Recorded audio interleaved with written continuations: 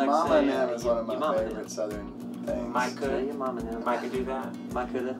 I like when ruined becomes burnt. Fixing. We grew up me and Bo, in this town called Possum Kingdom, South Carolina, which people think we're joking when we say. So like 100 people, one stop sign, a country store.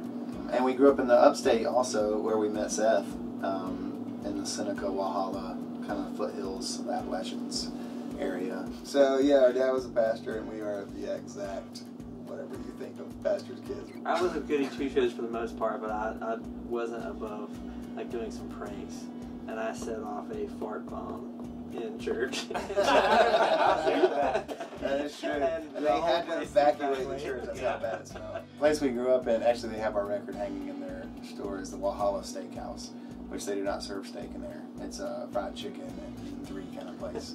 And they have Snicker pie, and it's absolutely ridiculous. I've still not understood the concept of that, why they say steakhouse and then they don't have steak. It's like, I guess they're like, well, if you get in there, you're like, oh, steak. No, you're not steak. Well, but we're already here, so. Charleston is where we live now. It's become, in our opinion, the best city in the South. We love it. We're on the road a lot, obviously, so any place that has, more brunch places than lunch places, it works for us. Bo and I have one of the weirdest Southern traditions. I don't know how it started with my dad. It's a little bit insane.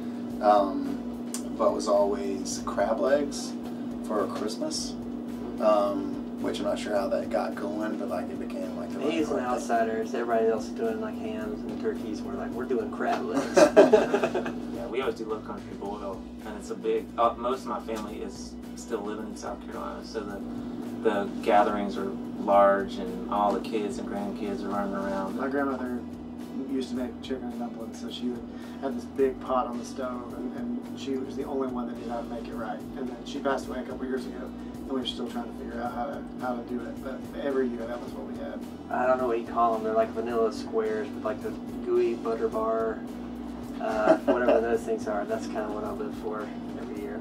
I married into essentially a Southern living family, where it's like where I walked in the first time, even when we were dating, and there is an absolute spread, and everything's perfect, and like layers of plates. I don't even know what you use those for, and all that. Actually, and so now I've gotten very like snooty about that. Like if it's not like this, then something's wrong.